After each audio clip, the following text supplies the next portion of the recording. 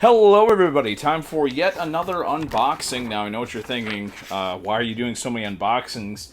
Well, I mean, I am working on a couple big videos, and this box here was actually, I ordered this way back in April, and I actually pre-ordered something, so it didn't come until now.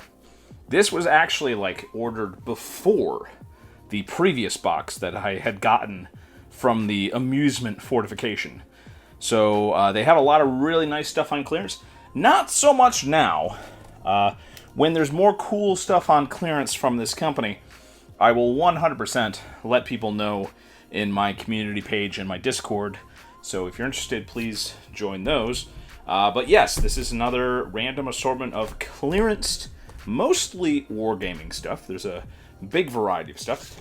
And I even brought a cheat sheet this time, so I know exactly what I paid for each item, which I needed to pull up because again, this was from way back in April.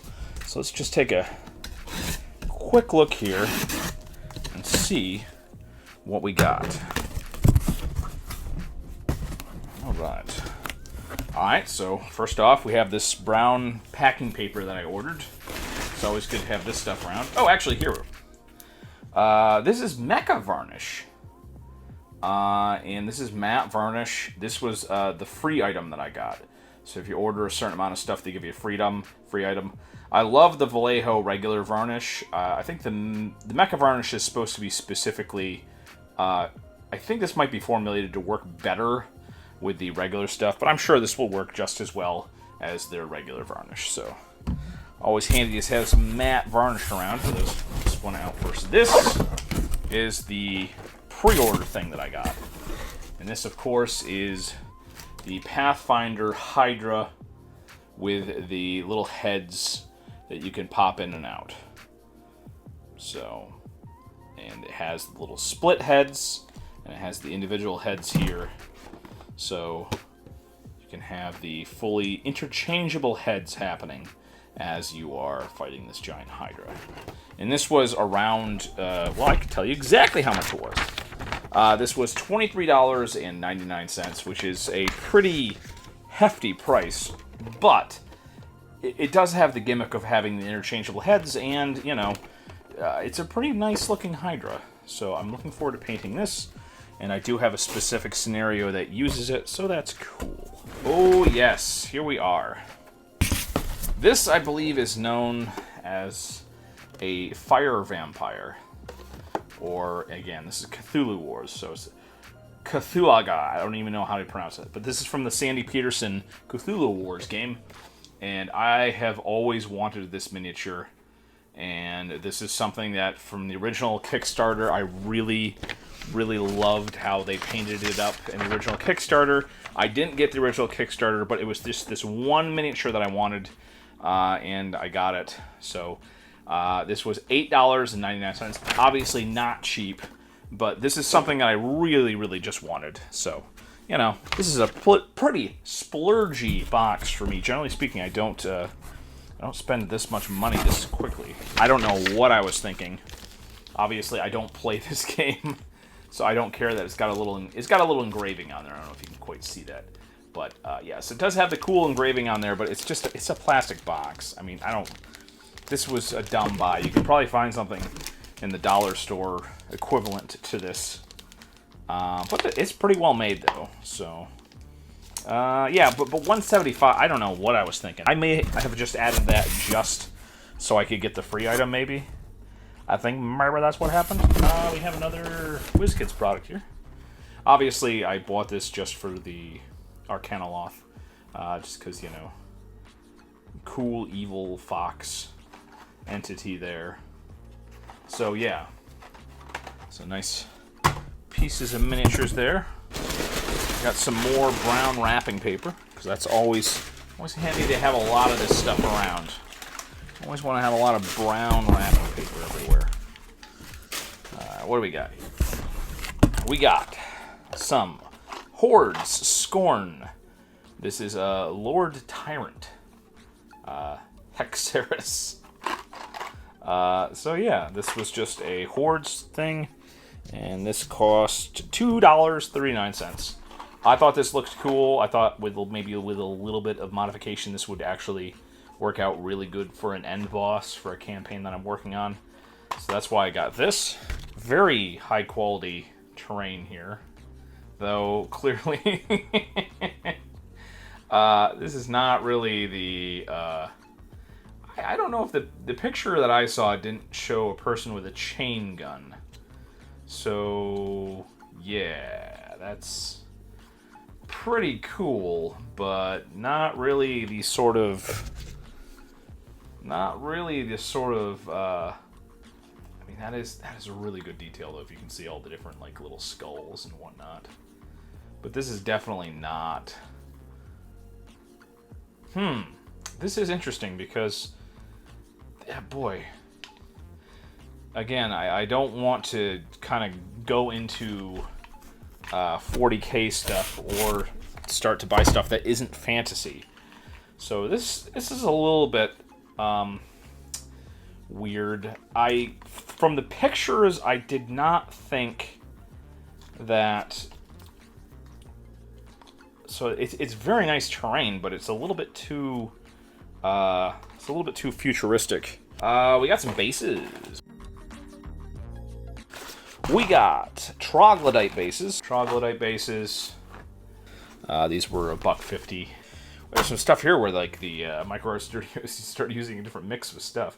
These are graveyard bases. So we have a large troglodyte base here. The big giant dragon / lizard skull. We also have some Freebooter's Fate starter box. So obviously some nautical stuff here. We have some lovely gunpowder weapons. We have a lovely character there. It could easily be a captain or something like this. And I believe, like most of the Freebooter's Fate stuff, I believe these are. So this was $11.25, but for $11.25 you get 4 metal miniatures with 4 metal bases. So that's pretty cool. And obviously incredibly high quality stuff. I'm not sure who was like into this game when it was new, but the miniatures are very nice. And if you can find them for a clearance price, I suggest you jump on it because they are very, very nice metal miniatures. 28mm fantasy, 20mm heroic scale, of course. So it'll fit in with most D&D stuff quite nicely. All right, we got another Darklands thing here, and this was this incredibly creepy looking guy here. I'll put up a picture of the completed miniature, but again, incredibly high quality resin sets. I didn't break the bank on this guy. Again, this was $10.50. So obviously a big markdown for what this guy generally goes for. But again, same thing. The big campaign I'm doing, I saw this guy's, kind of weird skull face thing, and I definitely was interested in using this for an upcoming campaign. It's a very, very nice bit of Darklands miniature there. Yeah. Oh, and what we got here? This is Miniature Train Shadespire, Shade City Ruins. And this was very interesting because this was a set which had some lovely, I believe it's MDF laser cut stuff, but in addition they had some amazingly nice stained glass windows. When you put this together, it's kind of like the ruins of a church building. And you get these really nice, I believe this is actually laser cut as well, but you get this very nice like little windows that kind of pop out and set in. So you get the stained glass remains of like a church building. And that is just so interesting. And then we have some, I believe these are the bases it goes on. Yeah. So it has like a little base thing here. So you basically build this up. But this is going to look absolutely spectacular when it's done. And obviously you can mess around with this, and I might have to do an entire video on this because I love this sort of terrain, but I've never done a video just talking about it and putting it all together. So might have to do that. So yes, for $5, obviously, this is very unique because you generally don't see terrain that has any kind of stained glass effect. Some more laser cut MDF stuff, I believe. This is another train wagon. This is a train wagon car. I believe I got the same thing before. What did this cost me this time? $3.76. So obviously I had a very specific use for that. Pathfinder stuff. This Pathfinder book is just something I believe I saw and was interested. $3.99, which is, I mean, obviously when you're dealing with Pathfinder stuff like that, that seems like a good price until you realize like how thin these things are. So there is some interesting stuff in here. You can get ideas and different things like that. So it is, you can get ideas, but at the same time, you know, note that all these little Pathfinder supplements are very thin. So I will probably get my $4 out of this, but it was very close. I'm trying not to waste money on stuff like this. The biggest piece of wasted money for the princely sum of $8.26, we have Bingo Bango Imperial House.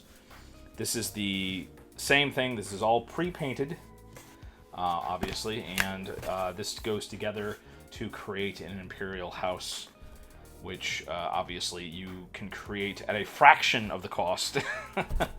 You know, this is a high quality product, but I will take a quick look at this and perhaps do a video on these little, specifically the pre-painted laser cut stuff, because this is very interesting, and I would like to see how it compares to some of the stuff that I've built myself. Obviously, if you watch a Black Magic craft video, you can make a house like this with much more texture and much more detail for pennies of what you paid on this. But I wanted to actually get to see how easy it is to put this stuff together and just see how it compares to my own stuff. Already I'm seeing a bunch of stuff that would be nitpicky to me. Anyways, this is going to be its own video, putting together the laser cut stuff of this and the stained glass runes, and just to see how much I like it. Fire Vampire, or however you want to pronounce that word there. This is definitely one of those really cool miniatures that I've seen for a while and I've wanted. And getting it for $9, that's not the cheapest, but I've always wanted this dang thing. So, you know, the custom box here, I mean, this did cost me $1.70 something cents. $1.73, which is just too much. I shouldn't have bought this. I could have bought like a dollar store pencil box. This is very good construction, though. I'll probably come up with a specific use for this, so I don't feel too bad. Because, you know, the dollar store stuff, generally speaking, I mean, I don't think it would be this nice of a construction. So I'm basically overpaying by 73 cents to have something that's a little bit nicer made than a dollar store box like this. The real loser to this is old Caleb not looking up pictures of terrain and not quite realizing that the terrain he bought is incredibly nice looking, but at the same time far too technologically advanced for the stuff. I mean, these are really nice pieces of ruins here. It's just a real shame that, like, Angel of Death with a minigun. Boy, I don't know how I missed that. Because this looks cool, too, because it's got a little shield here and all the skulls, obviously. And this Angel of Death has a sword and whatnot, so it doesn't look all high-techy. But, I don't know. I might keep these for $5. I'll see if, like, people are trying to buy these on eBay. Because if people are trying to buy these on eBay, I'd rather sell them. Look up pictures of stuff you're going to buy on clearance. That's all I have to say. Apologies for yet another unboxing video. I'm working on two big videos right now. D&D on DVD and a very special crafting video. And I'm going to give you a preview of that right now. It was a great honor to be chosen to be part of the Tabletop Crafters Guild. But I knew one day I would be challenged to a craft-off. What I didn't realize was that I would be challenged by literally one of the most talented crafters on YouTube.